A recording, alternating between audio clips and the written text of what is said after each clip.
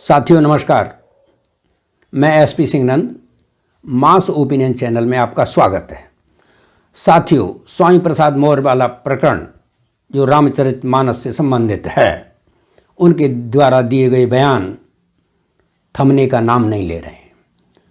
Social media, print media और television पर वो बाकायदे जगह बनाए हुए हैं, हटने का नाम ही नहीं ले रहे हैं और स्वामी प्रसाद मौर्य एक फायर ब्रांड नेता के रूप में स्थापित होते जा रहे हैं।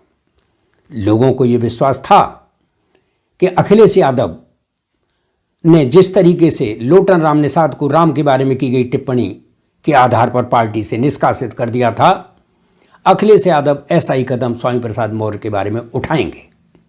लोग ये माने बैठे थे, समाजवादी पार्टी के तमाम लोग ऐसा माने बैठे थे। लेकिन अखिलेश यादव ने आज जो राष्ट्रीय कार्यकारिणी का गठन किया, उसमें स्वामी प्रसाद मौर्य का प्रमोशन कर दिया, पदोन्नति कर दिया, उनको राष्ट्रीय महासचिव बना दिया। इतना ही नहीं, उनको जनगणना से संबंधित जो आंदोलन है उसकी कमान भी सौंप दी। और आप ये भी देख रहे हैं कि जो नेता बहुजन समाज पार्टी छोड़ करके समाजवादी पार्टी ज्वाइन किए थे, उन नेताओं को भी प्रमुख स्थान दिया गया है उनके संगठन में, राष्ट्रीय कार्यकारिणी में, जिसमें स्वामी प्रसाद मौर्य, इंद्रजीत सरोज, रामचल राजभर, लालजी वर्मा, त्रिभुवन दत्त आदि जो नेता हैं और भी तमाम नेता हैं जो बहुजन समाज पार्टी छोड़ के आए हैं, उनको अपने संगठन में, राष्ट्रीय कार्यकारिणी में प्रमुखता दी गई है। तो इस प्रकार हम ये देख रहे हैं कि अखिलेश यादव न कि जो सोचे बैठे थे लोग जो है कि साहब इनको अब ज़्यादा दिन पार्टी में नहीं झेल पाएंगे स्वामी प्रसाद मौर्य को, उन्होंने एक तरीके से स्वामी प्रसाद मौर्य के कंधे पर हाथ रख दिया है कि भाई आपका मार्ग जो है वो बिल्कुल सही है और आप आगे बढ़ते रहिए। और स्वामी प्रसाद मौर्य दर कूच दर मंजिल आगे बढ़ते जा रहे हैं और अपने वक्तव्यों के द्वारा बिल्कुल फायर ब्रांड नेता के रूप में अपने को स्थापित करते जा रहे हैं। साथियों, अब ये ये डेवलपमेंट जो हुआ, आज ये डेवलपमेंट ये हुआ है कि ओबीसी महासभा ने वृंदावन कॉलोनी में रामचरितमानस की प्रतियां जलाई हैं। यानी रामचरितमानस की ओबीसी महासभा ने प्रतियां जलाई, जो सोशल ऑर्गेनाइजेशन है।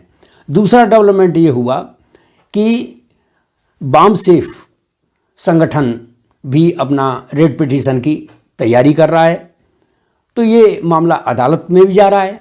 तीसरा काम जो ये हुआ है कि हाई कोर्ट के वकील 31 जनवरी को प्रयागराज में मौन जुलूस निकालेंगे। तो इस तरीके से तमाम सोशल ऑर्गेनाइजेशन स्वामी प्रसाद मौर्य के पक्ष में खड़े हो गए हैं और एक तरीके से ये लग रहा है कि अब ये लड़ाई हिंदुत्व और सामाजिक न्याय के बीच में आगे बढ़ती जा रही है। लोगों ने, जैसा सूत्र बताते हैं, लोगों ने ये भी बताया है कि 2024 के चुनाव में ये जो बहुजन समाज पार्टी से आए हुए नेता हैं, ये नेता बिल्कुल यानी जो युद्ध के फ्रंट पे मोर्चा संभालेंगे, ये आगे रहेंगे और इन्हीं के नेतृत्व में आगे जो बढ़ कर के चुनाव लड़ाया जाएगा, है ना। तो ये चीज़ें जो आगे बढ़ रही हैं, इससे ये लग रहा है कि अखिलेश यादव अब सामाजिक न्याय के मुद्दे पर आगे बढ़ चुके हैं।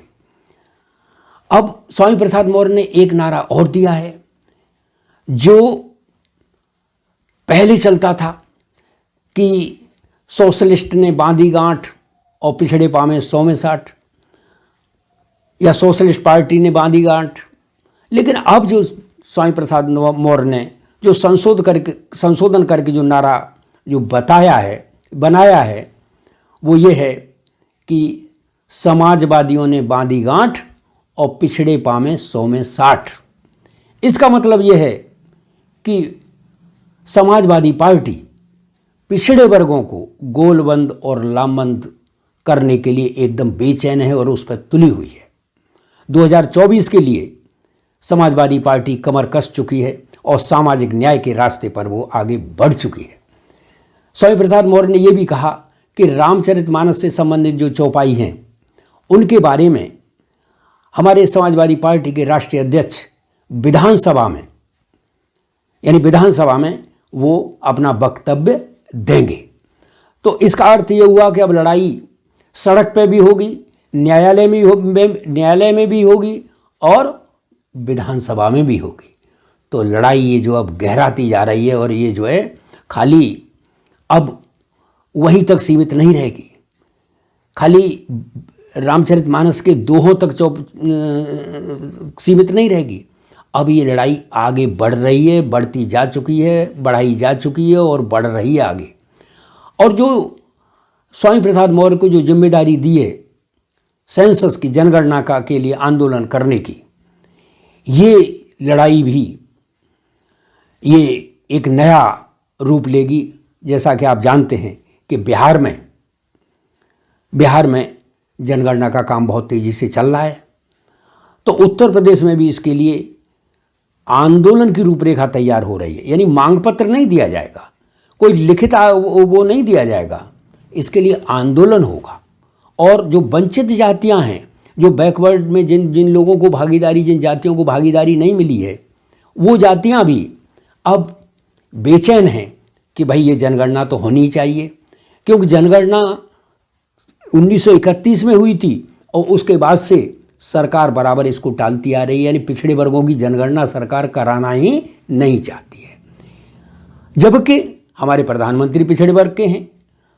पिछड़े वर्गों की अलंबरदार सरकार है भारतीय जनता पार्टी की।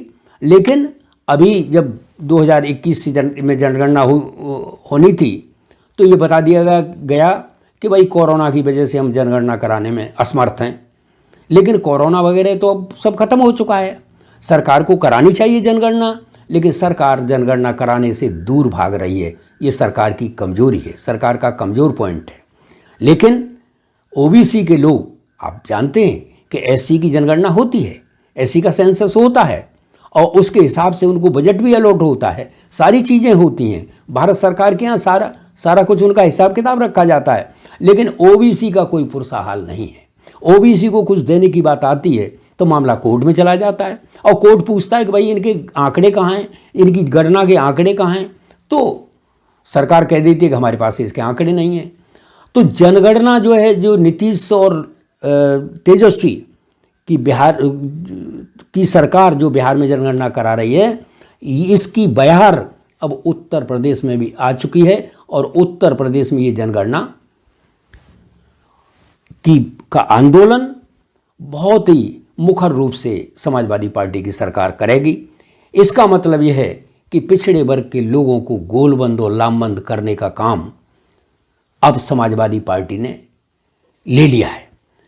ये हमको सूत्रों से ये भी जानकारी मिली है कि जो नेता बहुजन समाज पार्टी से, जो पिछड़े वर्ग के नेता या एससी वर्ग के नेता जो बहुजन समाज पार्टी से सपा में आए हैं, उन नेताओं के नेतृत्व में समाजवादी पार्टी माइक्रो लेवल पर कैडर कैंप का भी आयोजन करेगी बंद कमरे में।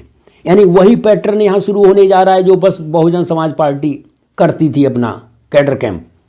इसका मतलब यह है कि बहुजन समाज पार्टी के लिए खतरे की घंटी बज चुकी है। यह भी बहुत बड़ा डेवलपमेंट है।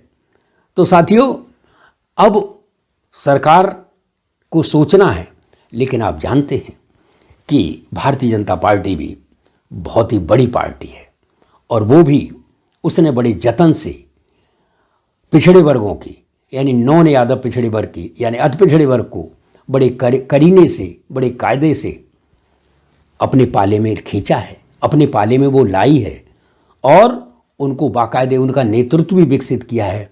तो समाजवादी पार्टी, भारतीय जनता पार्टी को के पाले से उन नॉन यादव जातियों को खींचना, ये भी एक बहुत बड़ी बात होगी। हालांकि भारतीय जनता पार्टी ने केशव मौर्य को आगे कर दिया है और केशव मौर्य जो उप मुख्यमंत्री हैं, उन्होंने बयान दिया है कि उन्होंने स्वामी प्रसाद मौर्य के बारे में तो कुछ नहीं कहा है,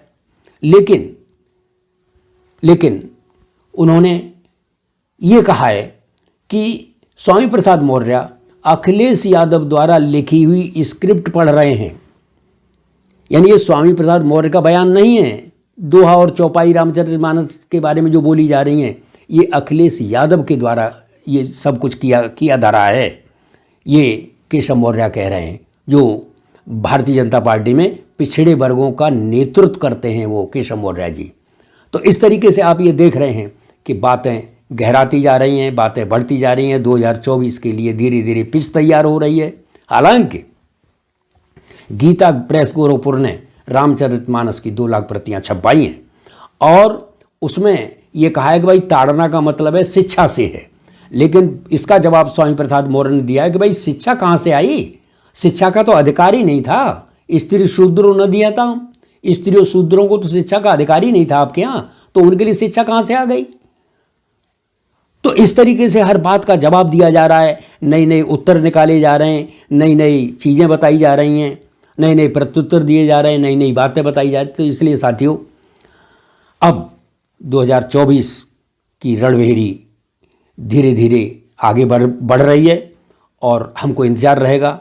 हमारा आपसे अनुरोध है कि आप अपने कमेंट के द्वारा इस चैनल को सब्सक्राइब करने के बाद अपने कमेंट के द्वारा हमको आप ये ज़रूर बताएं कि आपकी इसमें क्या राय है, आप क्या कहना चाहते हैं। साथियों, इन्हीं शब्दों के साथ इस वीडियो में बस इतना ही। जय